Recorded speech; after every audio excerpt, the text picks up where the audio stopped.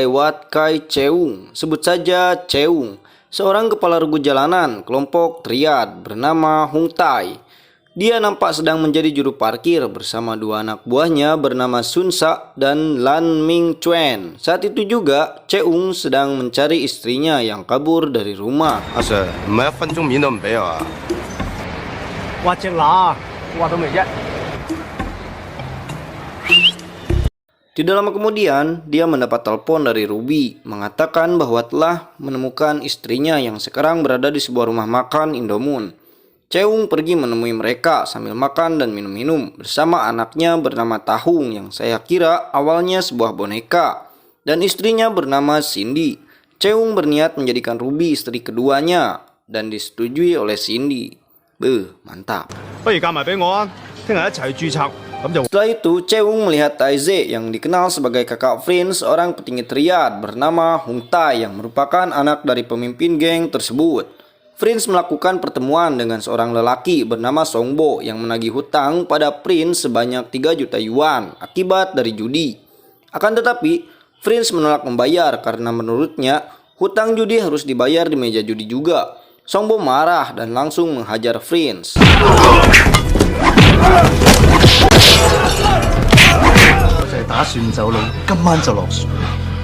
Cheung yang mendengar kejadian itu dari balik pintu langsung menyelamatkan Prince. Dia pun menyerang pasukan Songbo menggunakan sebuah golok dengan membabi buta. Dia dibantu anak buahnya yang tanpa sengaja melihat Cheung.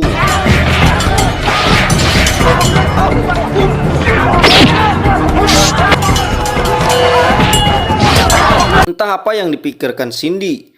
Dia datang menghampiri Cheung namun sialnya dia tertabrak Songbo. Cheung yang melihat kejadian itu marah dan langsung menebas Songbo. Keributan itu dihentikan oleh polisi yang datang. Cindy meninggal karena mengalami pendarahan hebat.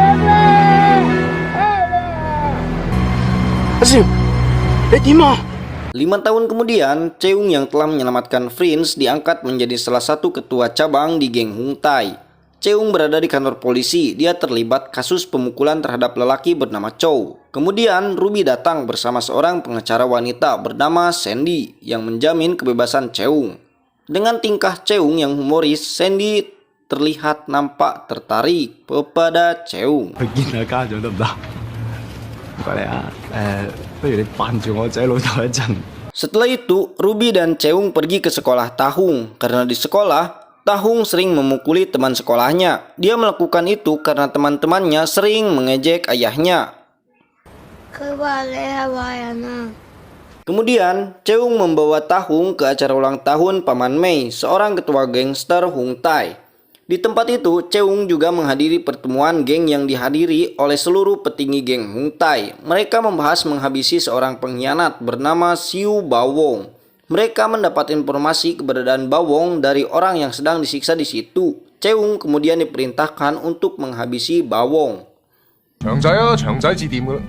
喂，啱大太知道微叔佢哋大石架死下我都冇辦法。 Dulu, Cheung adalah orang yang paling berani. Namun setelah kematian istrinya Cindy, dia mengalami trauma. Saat berhadapan dengan komplotan Bawong, Cheung hanya bisa lari. Namun beruntung, dia dibantu oleh anak buahnya. Cheung hanya melakukan penyelesaiannya saja, membunuh Bawong. 搞掂啦，搞掂埋手尾啦，算你。 Sementara itu, Tahung dibully oleh anak dari Paman Mei. Terjadi perkelahian antara mereka yang akhirnya diketahui Prince yang langsung menghajar Tahung. Terlihat meskipun Cheung sudah menjadi bos dari geng Hung Tai, dia hanya dijadikan sebuah alat dan tidak dihargai oleh petinggi lainnya. 我包你夠響夠獎啊！ Hal itu dibuktikan ketika dia berpesta bersama para petinggi. Cheung dipermalukan oleh Pawing yang mengatakan bahwa Cheung lari ketakutan saat berhadapan dengan Bawong. Di sana, Ruby yang bekerja sebagai mami atau mucikari di tempat itu menghibur Cheung. Dia juga memberitahu bahwa Tahung dipukuli Prince. Cheung ditugaskan Prince memegang bisnisnya, sebuah pabrik PCD bajakan. Saat berada di pabrik PCD itu, Cheung dikagetkan dengan seorang anak buahnya yang sedang menghisap bubuk mesiu. Dia langsung menghajarnya dan diikuti Prince. Saat akan pulang, dia melihat seseorang sedang mengawasinya dari kejauhan. Keesokannya, Cheung bertemu lagi dengan Sandy. Dia meminta kepada Sandy untuk membebaskannya karena telah berjanji kepada Tahung bahwa dia tidak akan pernah masuk penjara. Di sini, Sandy berkali-kali tersipu akan tingkah Cheung yang sepertinya dia menyukai Cheung. Saat akan pulang, Sandy dijemput pacarnya bernama Michael yang waktu itu mengawasi Cheung di pabrik PCD. Malam harinya, Sun memperkenalkan anak buah barunya yang bernama David. Tidak lama kemudian, Prince datang untuk menemui Ruby. Ternyata, Prince sangat menyukai Ruby dan sangat ingin wik-wik bersamanya. Namun dia selalu ditolak oleh Ruby karena dia menyukai Cheung sedari dulu. Prince memaksa Ruby untuk meladeni hawa nafsunya, akan tetapi Cheung menolong Ruby sampai akhirnya dia babak belur.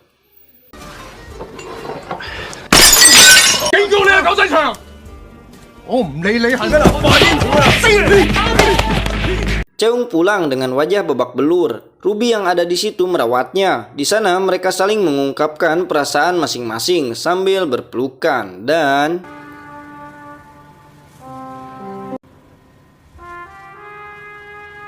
keesokannya saat berada di warteg Indomoon, Cheung diserang oleh Songbo yang telah bebas dari penjara. Cheung diancam Songbo akan menghabisinya karena telah membuatnya kehilangan sebelah mata.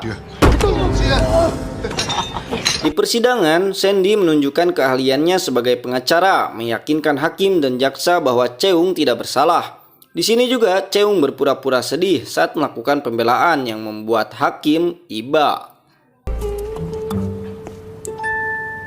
Untuk merayakan kemenangan Cheung di persidangan, mereka makan malam di resto Indomoon. Acara itu juga dihadiri oleh Michael yang langsung merusak suasana di situ. 聽講呢輪揾到下錢喎。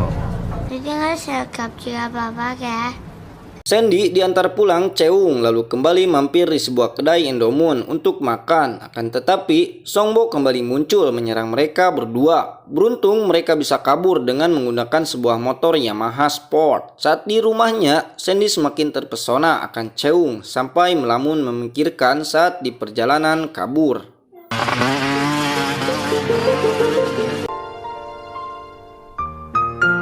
Tidak lama kemudian, Michael datang dan mengatakan untuk menjauhi Cheung. Michael juga mengatakan bahwa pabrik PCD hanyalah kedok dari penjualan narkoba terbesar. 佢咪又坐20年。其實一個大型嘅可卡因分銷中。 Cheung meminta bantuan kepada para petinggi geng Hung Tai. Akan tetapi, hal itu ditolak karena menurut Paman Mei itu akan merusak citra mereka. Awal dari permasalahan Cheung dengan Songbo karena menyelamatkan Prince yang tidak lain anak dari Paman Mei. Namun di sini mereka menolak permintaan Cheung untuk menolongnya.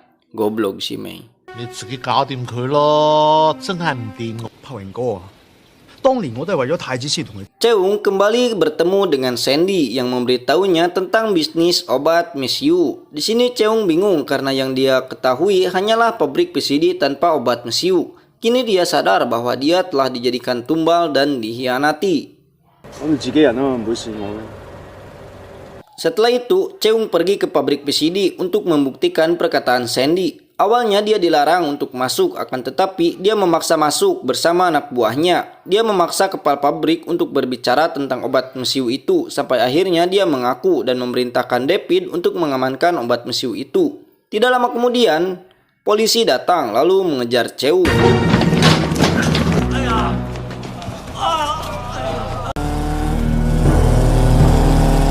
Bersamaan dengan itu, Cheung menerima telepon dari Songbo yang berada di rumah Cheung menyandra Ruby serta Tahung. Cheung diminta datang sendirian, akan tetapi dia dijegal polisi yang tidak mempercayai bahwa anaknya sedang terancam.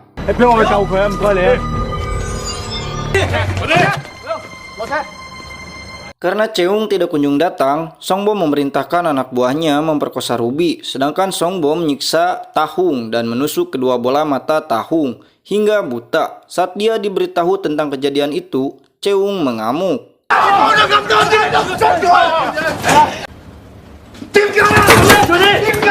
Michael ditelepon dan diberitahu tentang kebebasan Cheung atas tuduhan pengedar obat mesiu. Cheung mendatangi rumah sakit melihat keadaan anaknya. Jiwa serigala Cheung kembali datang. Cheung menghabisi 2 polisi yang mengikutinya lalu pergi ke rumah Sandy.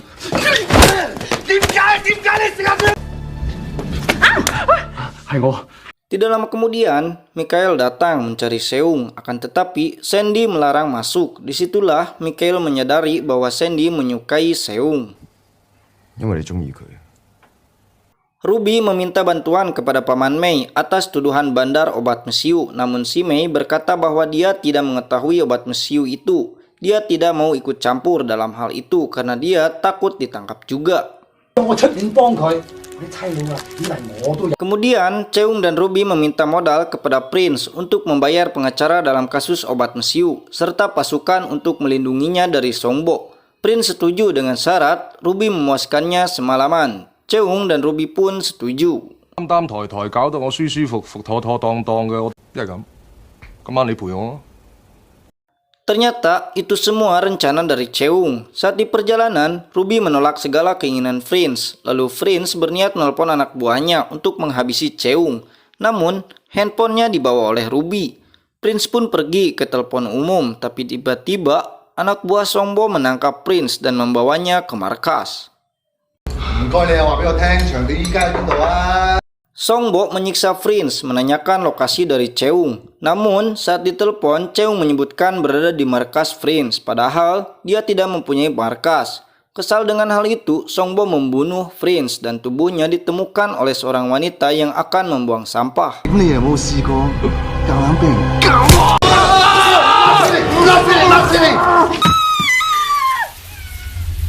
Mengetahui Prince mati, Paman Mei sangat marah dan memerintahkan anak buahnya untuk menghabisi Songbo. Songbo berhasil lepas dari kejaran anak buah si Mei, namun tiba-tiba Cheung datang. Kali ini dia membunuh Songbo. Setelah itu, David menodongkan senjata kepada Cheung. Dia mengaku bahwa seorang mata-mata dari kepolisian. Karena kurang pengalaman, Cheung menumbangkan David sekali pukul. Cheung yang terluka kembali ke rumah Sandy untuk berlindung. Sandy merawat luka Cheung lalu dia berkata bahwa mengetahui sebuah cara agar terbebas dari semua tuduhan. Cheung datang ke kantor polisi bukan karena menyerahkan diri, akan tetapi melaporkan kasus obat mesiu dan menjadi saksi mata. Setelah itu, polisi dengan cepat menuju kediaman Paman Mei untuk menangkapnya dan membawa barang bukti.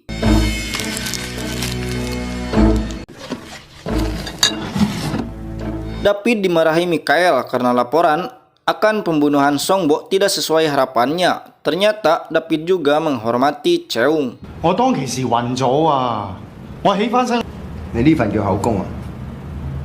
Persidangan pun dimulai. Sandy terus membela Cheung, akan tetapi dia ragu bisa membebaskan Cheung karena tidak memiliki alibi kuat untuk membebaskannya. Sandy menceritakan itu kepada Ruby di toilet. Di sini juga dia mengetahui bahwa Ruby dan Seung tinggal serumah. Terlihat Sandy patah hati dan tiba-tiba Sandy mengundurkan diri dari pengacara kepala Seung yang mengakibatkan diundurnya sidang. Paman Mei mengetahui bahwa itu semua ulah dari Cheung. Dia pun menuntut balas, dimulai dari Lan Ming Chuan yang mereka habisi.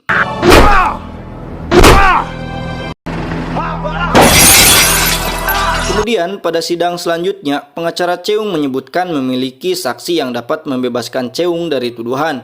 Dan saksi itu adalah Sandy. Dia mengatakan bahwa pada saat kejadian, Cheung berada di rumahnya, menginap selama 2 hari. Mendengar hal itu, Mikhail sangat marah. Alasan Cheung menginap adalah karena dia kekasih Sandy, hingga pada akhirnya, jaksa memutuskan bahwa Cheung tidak bersalah. 韋吉祥除咗係我家人之外， 謀殺罪名不成立。